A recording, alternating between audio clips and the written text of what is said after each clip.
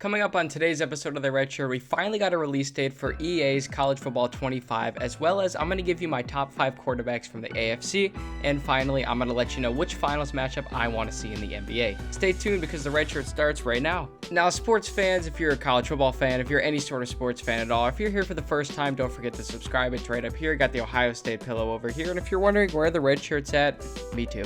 So as you can see, I'm in a new environment. I'm back up in my apartment in Orlando, and exciting news, I got a full-time job, so now I can finally start to feel good about making content. Let's start out with the first topic of today, which is going to be what we know about EA's College Football 25 so far. This week, or the last 2 weeks, I guess, were a big week, as we got a release of the trailer, which was Guns N' Roses' Welcome to the Jungle, and I'm sitting there watching it at my new job, like mouth wide open, watching just the entire thing. And of course, Ohio State gets stiff-armed, and then they show a Colin McCord handoff, and it's like, yeah, all right, this makes sense. And apparently one of the devs for the game is a very big Michigan fan or a Michigan alum, I forget which one. But it's all fun and games. Go Bucks. We'll see what happens this year. What we know is that the release date for the game is going to be on July 19th. And that for me was a little bit later than I thought it would be, because I remember hearing like, oh, in May we'll get to know more, and maybe it'll be out June or early July. But now it's more mid to late July, which I guess is, it actually doesn't make too much of a difference because I'll be going on vacation July 4th to the 11th. So when I come back, I'll have a good week to knock stuff out, and then I'll be locked into the new NCAA football game. One thing that interested me, and this is something that I saw and I was like, wow, this is actually a really good deal, is that there's an MVP bundle of the game, which I feel like I thought there would be because Madden's been doing it forever and NCAA now has a chance to capitalize off that. And originally I thought, you know what, I'm probably not going to go out there and get this game. I'm not going to go out there and spend $100 on the game, right? Like, the thing that a lot of us want to do is play Dynasty. That's kind of like the main thing. And honestly, the Ultimate Team looks kind of fun, but we'll get into that. The MVP bundle, the crazy part about this is that it's going to include Madden 25. And it's not just the base Madden 25 game, it's the deluxe edition as well. If you look through all the perks of it, you can have the full entire Madden 25 game, and you get it, I believe, 3 days early, as well as you get when you pre-order NCAA 25. And then you get a bunch of other points. I think it's whatever the $50 number is, it's like 4,600 points, I think it is. I could be wrong about that. You get a number of points, you get a certain number of packs. Now, I haven't purchased it yet, but I was on Madden a couple days ago while I was going through a franchise game, and I saw that you could purchase it like straight through the game, like it'll take you to the Xbox store and whatnot.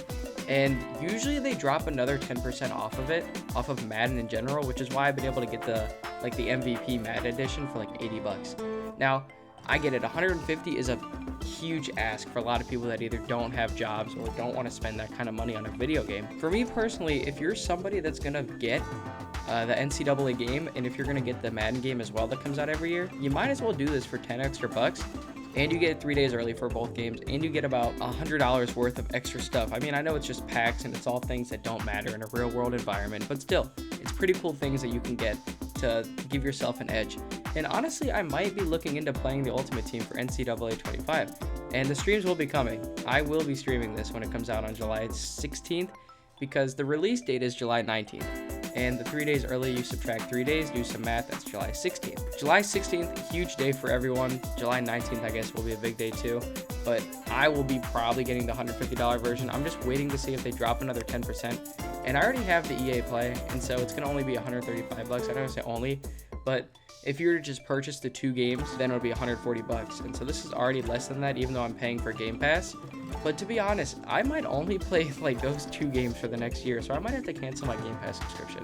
Anywho, let's get into some of the features that we know we're going to have. There's going to be a lot of customization, and as we saw, the stadiums and everything else looks so smooth. The 3 features everyone's probably going to be most excited or most talked about is going to be Ultimate Team, Road to Glory, and finally Dynasty. Now, Ultimate Team is something that people didn't want to see because it's how EA pretty much makes, I want to say, 30 to 40% of their entire salary, or their entire budget comes from Ultimate Team. Microtransactions, stuff like that. It gets people to play online. I'm most interested in Dynasty, and I know there's some Road to Glory people out there. I'll probably still play the Ultimate Team because I just can't imagine trying to build up a team of Ohio State players with Emeka Egbuka and all those other guys. I'm so excited to play with these college guys, let me tell you. Road to Glory, I'll also do a Road to Glory. I mean, come on, who's not going to put themselves in at quarterback and go through high school and hopefully I don't know like the details of how their like my career is going to work, but that would be a very interesting thing to see how they compete with 2K. Finally, Dynasty. Dynasty is going to have a lot of people's head turned because I cannot wait to see what features they're going to add to Dynasty. Apparently there's stuff like they had in I think NCAA 11 where you can have like GPAs affect your like who's going to play. I just can't wait to see all the situations of like, oh, do you want to study on Friday night or go out to the party and then you're suspended for a game or something? I don't know what they're going to do. But I do know I'm going to be starting an NCAA Dynasty, probably with, I want to say UCF will be the first team I do, but who knows? I might have to win a couple games with Ohio State to get back at Michigan. With that being said, that's going to be segment 1. Let me know down below what team you're going to start out for your first Dynasty, and as I said, mine will probably be UCF. Now for segment 2, I wanted to do a top 5 in the NFL because the last one I did was the top 5 contenders on who could take out the Chiefs, and that video did pretty well. So I wanted to do my top 5 AFC quarterbacks. So I put 2 people on the bubble of people that at the end of the year could potentially overtake someone on this list. Now it's going to be hard because of the star-studded top 5 guys, but if these 2 guys that are on the bubble have more playoff success, maybe get to an AFC championship, that could bump them into the top 5. Now the 2 guys on the bubble coincidentally played each other about a year and some change ago in the playoffs is going to be Trevor Lawrence and Justin Herbert.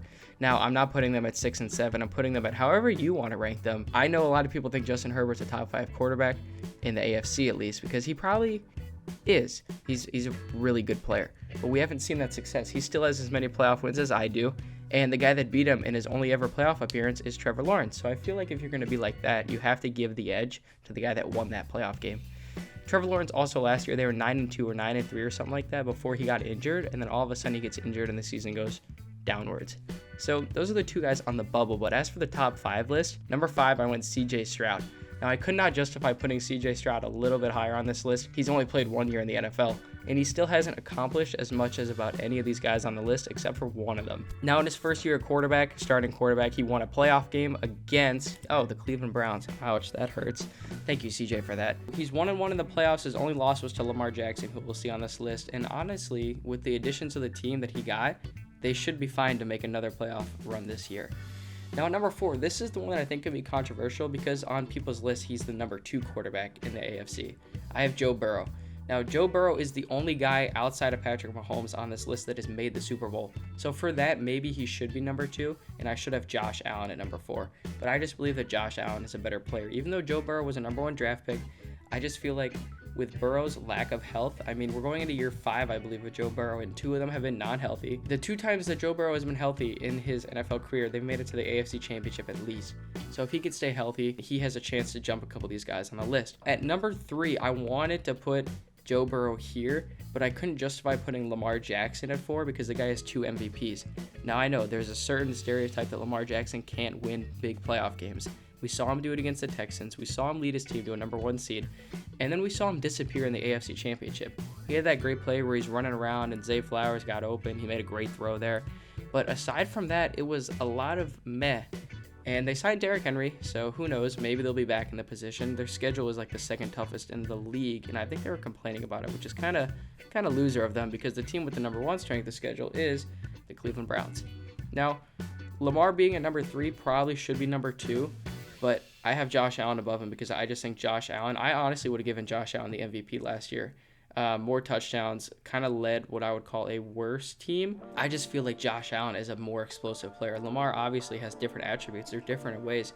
But Josh Allen has that bigger build, the thicker build, and I feel like he's got a better arm than Lamar. So I would put Josh Allen as number 2, the only guy that can compete with number 1 Patrick Mahomes. Now, Mahomes going for a 3-peat this year. Will they be able to do it? Probably not.